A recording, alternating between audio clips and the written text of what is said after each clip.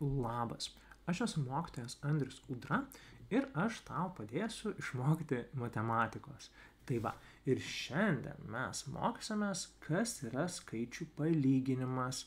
Ir nesijaudink, tai nėra, kad mes turime skaičius su lygintuvu lyginti, nes jie yra nelygus. Ne. Matematikoje palyginimas reiškia pažiūrėjimas, ko yra daugiau. Palyginkime, ar ne? Palyginkime, koks skaičius yra didesnis. Tai va, tai yra tiesiog pažiūrėjimas, kas yra daugiau. Ir tai yra matematikoje palyginimas. Ir mes išmoksime 4 iš tikro ženklus šiandien. Tai pirmasis yra daugiau.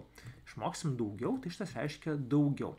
Vėlgi, čia reiškia mažiau ir čia reiškia lygu. Ir dar bus 4 ženklas yra nelygu.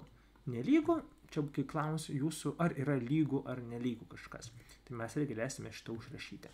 Bet noriu eiti per praktiką viską parodyti. Tarkime, mes turime skaičius. Tai va, turime 2 skaičius, yra 5 ir 3. Ir mūsų klausia, hei, kas yra daugiau? Daugiau yra 5 ar daugiau yra 3? Aš tai netgi, pavyzdžiui, galiu ir nusibraižyti. Aš galiu pasivaizduoti. Taigi 5 yra 1, 2, 3, 4, 5, o čionais yra 3. Na va, atrodo labai paprasta, kad daugiau tikrai yra 5. Ir negi klaustų, tai kuris žmogus yra vyresnis, kuris vaikas vyresnis, tam, kuriam yra 5 metai ar 3 metai, kuris yra didesnis. Tai va, tai 5 yra daugiau. Ir mes turime ženklą daugiau. Tai va, ir kaip žinoti, kurią pusę yra daugiau, ar ne? Ir kol mes sakome, kad 3 mažiau už 5, ar ne? Tai mes skaitome kaip ir viską iš kairės į dešinę. Taigi 5 daugiau už 3. Gerai? Tai va. Ir kartais klausia, kaip atsiminti. Tai aš atsimenu pagal tai, nes ar čionais daugiau, ar čia daugiau, kaip nesusipainioti, kad kur yra plačiau. Man patinka, čionais yra plačiau, čia yra daugiau vietos, ties 5, tai jis yra daugiau. Ar ne?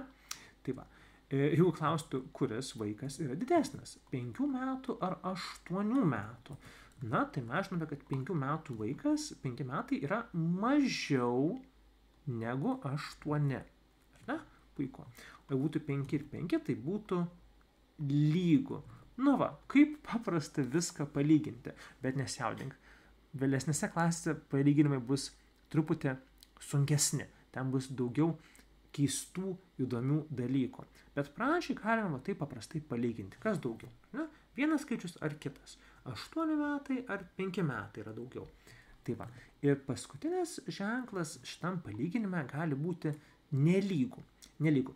Tai kai mūsų klausia ne kas daugiau, o ar yra lygus atsakymai. Pavyzdžiui, ar 5 yra tas pats, kas 7. Ar tai yra lygu? Jeigu neklausia mūsų, kas yra daugiau, bet ar tai yra lygu, ir mes galim pasakyti, kad ne, tai nėra lygu, tai yra nelygu.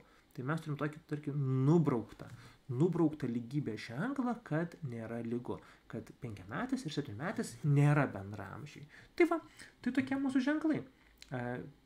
Daugiau, mažiau, lygu arba nelygu. Ir kad būtų ką veikti tau, duosiu tau kelis uždavinukus. Taigi, palygink šituos skaičius. Kas yra daugiau? 3 ar 4? Kas yra daugiau? 9 ar 6? Kas yra daugiau? 4 ar 4? Na ir paskutinis, toks tomesnis, 9 ar 10? Tai va. Daugiau tokį sunkesnį, ne, jeigu dar nesimokė dviženklių skaičių. Taigi, pagalvokite minutėlę ir tada atsakymus galėsiu pasakyti. Pauzė. Tikiuosi, kad jau pasirašėte atsakymus ir galime pratęsti. Taigi, 3 yra mažiau už 4. 9 yra daugiau negu 6. Galim sakyti, 9 daugiau negu 6, 9 daugiau už 6 ir panašiai.